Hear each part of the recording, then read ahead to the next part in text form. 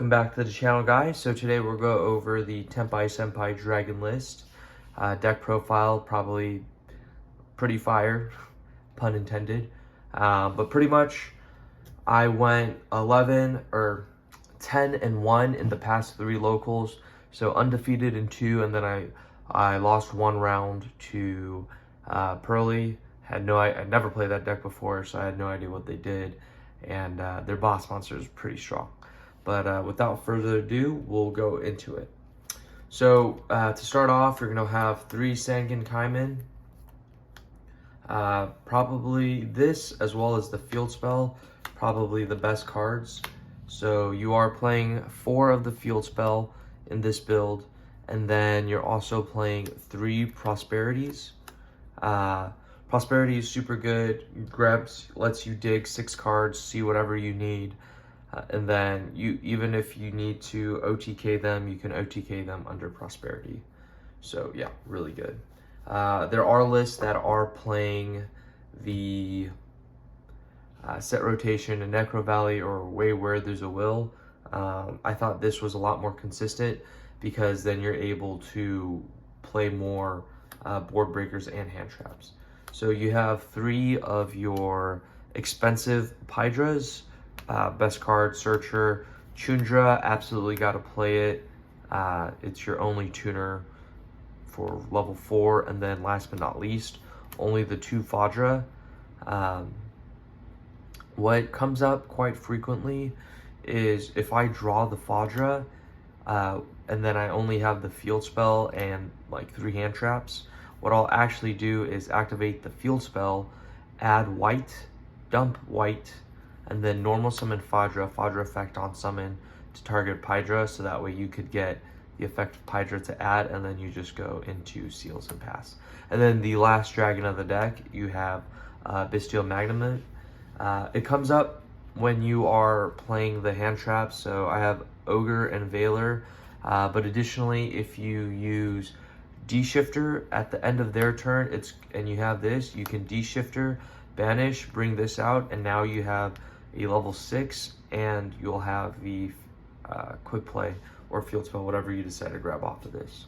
And then obviously if you don't draw whatever, or they decide to negate the effect to add for whatever reason, then you can, just Seals, pass, and do what you got to do. This came up pretty good, pretty frequently. Highly recommend playing it. I think it's better than the Blaster Gold Shark package because there's more interaction.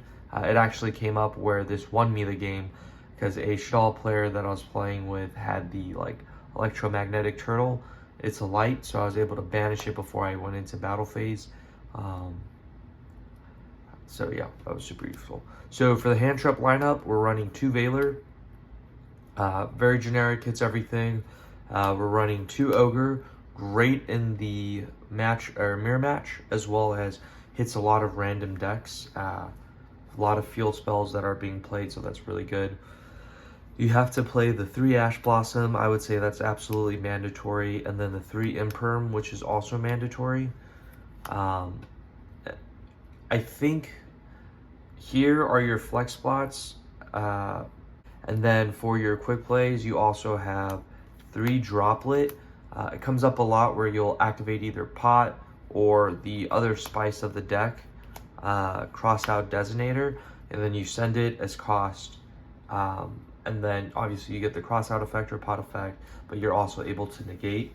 It's come up in a flu matchup where I was able to activate the cross out or Pot of Prosperity, don't remember which, and then you send the Forbidden Droplet targeting their first summon, well, it doesn't target, but choosing whatever monster that they first summon, and they're unable to respond with the quick play, so unless they have the actual field spell to use, then they're unable to really do anything else. Yeah. Cross out also was an MVP because in one of the matches I was playing against, they were playing the Sarcophagus deck. I crossed out their Prosperity turn 1, ashed it turn 2, and then ashed it turn 3, and then I was able to kill him. And then so for board breakers, we're running 1 Thrust, 1 Change of Heart, 1 Duster, 1 Raigeki, and 2 Lightning Storm. I may cut this, so this deck is 41 cards because I just threw in the Change of Heart. Change of Heart forces interaction, and then the Mirror Match can give you additional cards to play with. You definitely have to run the Feather Duster and the 2 Lightning Storm because back row is something that can hinder the deck. And then the Raigeki is nice as well because anytime you draw a Lightning Storm and one of the others, you're able to do more than just clear, just monsters and spells. But we'll go ahead and move on to the extra deck. So I was playing something spicy originally, but we tamed it down. So for the links, we're playing 2 spheres. It comes up a lot in the grind game. Prosperity, usually, I'm able to banish 1, but there are times where I keep it in for the grind game.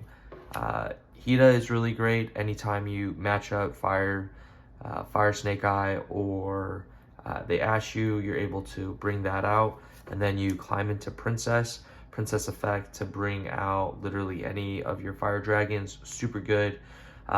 Heat is also good because if you're playing against another deck that has Princess, you just bring that back, and now you're able to make plays.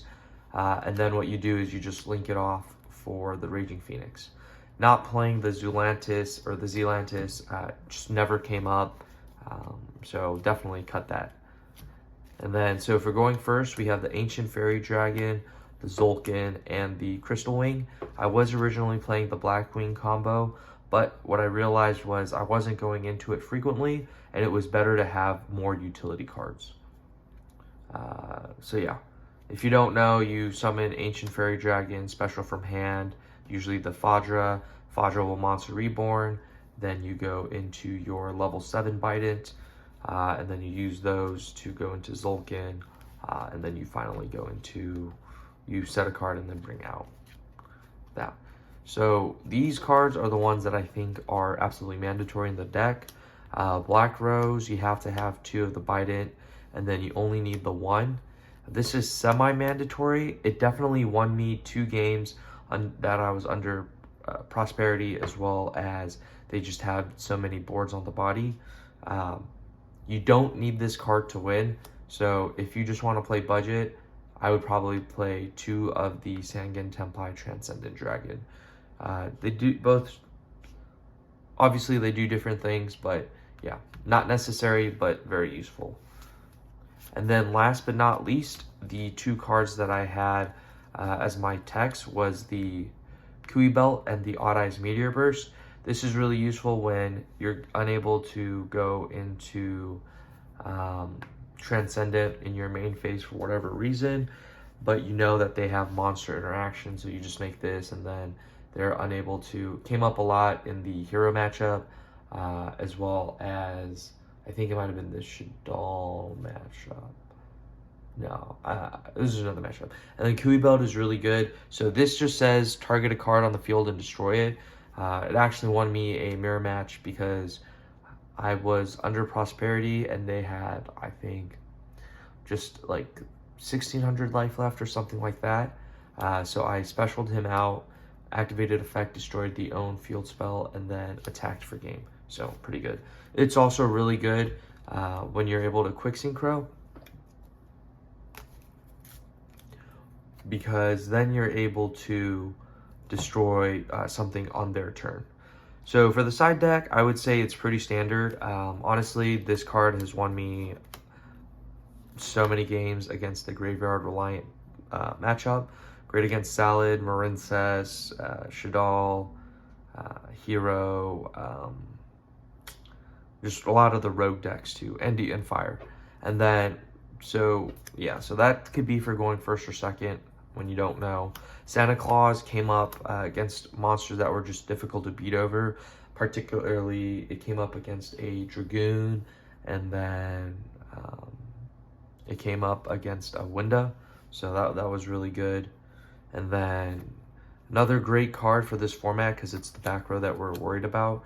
You want to use the Cosmic Cyclones to get rid of anything, so that way you can go into your battle phase unhindered. And going first, unequivocally, you have the 3D barrier and the 3 Heat Wave. Enjoy the deck profile. I know Tenpai is a super hot topic right now, so if you guys could give a like and subscribe, that'd be amazing. We are at 209 subscribers at the time of the recording. We are trying to get to 250 and once I do, I'll be giving away an Ulti First Ed Elemental Hero Wing Flame Man. So like and subscribe, and I'll catch you guys next time.